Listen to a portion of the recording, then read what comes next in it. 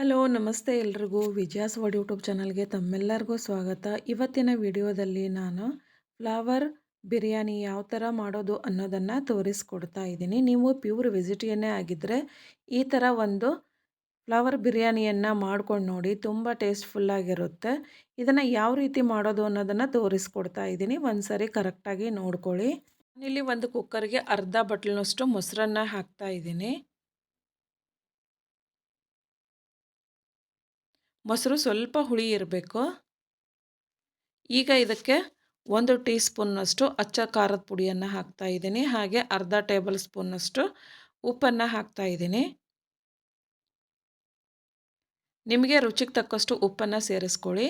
ನಾನಿಲ್ಲಿ ಸ್ವಲ್ಪ pepper powder ಹಾಕ್ತಾ ಇದ್ದೀನಿ. ಹಾಗೆ ಜೀರಿಗೆ ಪೌಡ್ರನ್ನು ಸಹ ಹಾಕ್ತಿದ್ದೀನಿ.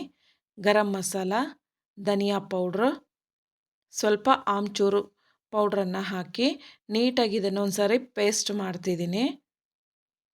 ಈ ಥರ ನೀಟಾಗಿ ಇದನ್ನು ಮ್ಯಾಶ್ ಮಾಡಿ ಪೇಸ್ಟ್ ಮಾಡಿಕೊಂಡು ಪಕ್ಕಕ್ಕೆ ಎತ್ತಿಡಿ. ಈಗ ನಾನಿಲ್ಲಿ ಒಂದು ಮೀಡಿಯಮ್ ಗಾತ್ರದ ಆಲೂಗಡ್ಡೆಯನ್ನು ಸಿಪ್ಪೆ ತೆಗೆದು ದೊಡ್ಡ ದೊಡ್ಡದು ಹೋಳಾಗಿ ಕಟ್ ಮಾಡ್ತಾ ಇದ್ದೀನಿ. ಯಾರೆಲ್ಲ ನನ್ನ ಚಾನಲನ್ನು ಸಬ್ಸ್ಕ್ರೈಬ್ ಆಗದೆ ನೋಡ್ತಾ ಇದ್ದೀರಾ, ಪ್ಲೀಸ್ ಸಬ್ಸ್ಕ್ರೈಬ್ ಆಗಿ, ಲೈಕ್ ಮಾಡಿ, ಶೇರ್ ಮಾಡಿ, ಕಮೆಂಟ್ ಮಾಡಿ. ಬೆಲ್ ಬಟನ್ ಕ್ಲಿಕ್ ಮಾಡೋದನ್ನು ಮರಿಬೇಡಿ. ಆಲ್ ಅಂತ ಬರುತ್ತೆ, ಅದನ್ನು ಸಹ ಸೆಲೆಕ್ಟ್ ಮಾಡಿ. ನಾ ಮಾಡಿ ಹಾಕೋ ವಿಡಿಯೋದ ನೋಟಿಫಿಕೇಷನ್ ತಮಗೆ ಫಸ್ಟ್ ಬರ್ತದೆ, ತಾವೇ ಫಸ್ಟ್ ನೋಡ್ಬೋದು ಅಂತ ಹೇಳ್ತಾ, ಇಲ್ಲಿ ನಾನು 1/4 kg ಫ್ಲವರನ್ನು ಬಿಸಿನೀರಲ್ಲಿ ಉಪ್ಪು ಮತ್ತು ಅರಿಶಿನವನ್ನು ಹಾಕಿ ನೀಟಾಗಿ ತೊಳೆದು ತೊಗೊಂಡು ಈ ಥರ ದೊಡ್ಡ ದೊಡ್ಡದಾಗಿ ಹೋಳನ್ನಾಗಿ ಕಟ್ ಮಾಡಿಡ್ತಾ ಇದ್ದೀನಿ. ನೋಡಿ, ಇವಾಗ ಆಲೂಗಡ್ಡೆ ಮತ್ತು ಫ್ಲವರನ್ನು ಕಟ್ ಮಾಡಿದ್ದಾಯಿತು. ಈಗ ನಾನು 6 ಹಸಿಮೆಣಸಿನಕಾಯಿಯನ್ನು ಕಟ್ ಮಾಡ್ತಿದ್ದೀನಿ, ದೊಡ್ಡ ದೊಡ್ಡದಾಗಿ ಕಟ್ ಮಾಡ್ತಿದ್ದೀನಿ. ಈಗ ಸ್ವಲ್ಪ ಕೊತ್ತಂಬರಿಯನ್ನು ಸಹ ಕಟ್ ಮಾಡಿಡ್ತಿದ್ದೀನಿ.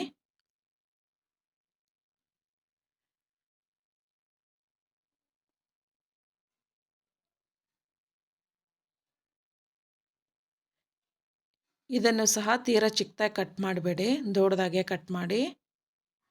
ನಂತರ ಕಲಸಿಟ್ಟಿರುವಂತಹ ಪೇಸ್ಟಿಗೆ ಈಗ ಹೆಚ್ಚಿದಂತಹ ತರಕಾರಿಯನ್ನು ಹಾಕಿ ನೀಟಾಗಿ ಕಲಿಸ್ಕೊತೀನಿ.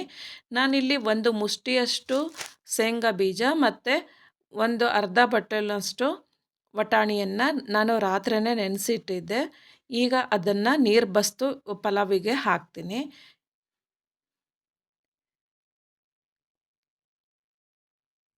ಈಗ ಇದನ್ನು ನೀಟಾಗಿ ಒಂದು ಸಾರಿ ಕಲಿಸ್ಕೊಂಬಿಡಿ.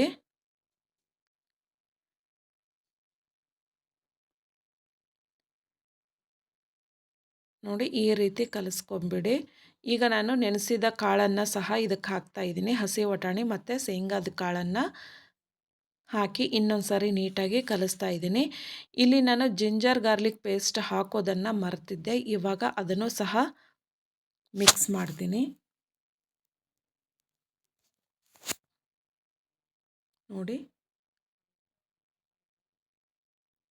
ಈಗ ಜಿಂಜರ್ ಗಾರ್ಲಿಕ್ ಪೇಸ್ಟನ್ನು ಹಾಕ್ತಿದ್ದೀನಿ. ಹಾಕಿ ಮತ್ತೊಂದು ಸಾರಿ ನೀಟಾಗಿ ಕಲಿಸ್ಕೊಂಬಿಡಿ.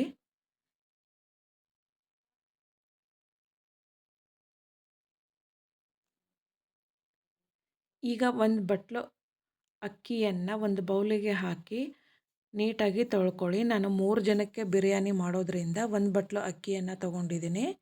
ಇದು ಹುಡಿ ಹೋಗೋ ತನಕ ನೀಟಾಗಿ ತೊಳ್ಕೊಂಡು ಕುಕ್ಕರಿಗೆ ಹಾಕಿ ನಿಮಗೆ ಎಷ್ಟು ಬೇಕೋ ಅಷ್ಟು ನೀರನ್ನು ಬೆರೆಸ್ಕೊಳ್ಳಿ. ಸ್ವಲ್ಪ ಉದುರ ಇರಬೇಕು ಅಂತ ನಾನು 1 ಬಟ್ಲು ಅಕ್ಕಿಗೆ 3 ಬಟ್ಲು ನೀರನ್ನು ಹಾಕಿದ್ದೀನಿ. ಹಾಗೆ ಸ್ವಲ್ಪ ಗರಂ ಮಸಾಲ, ಹಾಗೆ 1 ಟೀ ಸ್ಪೂನಷ್ಟು ತುಪ್ಪವನ್ನು ಹಾಕಿದ್ದೀನಿ. ಇನ್ನೂ ಸ್ವಲ್ಪ ಉಪ್ಪನ್ನು ಸಹ ಹಾಕಿದ್ದೀನಿ, ಅದರಲ್ಲಿ ಅದು ಸ್ಕಿಪ್ ಆಗಿದೆ. ಈಗ ಕುಕ್ಕರಿನ ಲಿಪ್ ಕ್ಲೋಸ್ ಮಾಡಿ ಸ್ಟವ್ ಮೇಲಿಟ್ಟು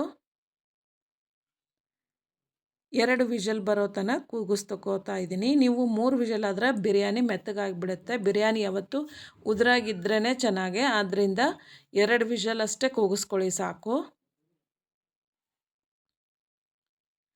ನೋಡಿ, ಇವಾಗ 2 ವಿಷಲ್ ಆಯಿತು.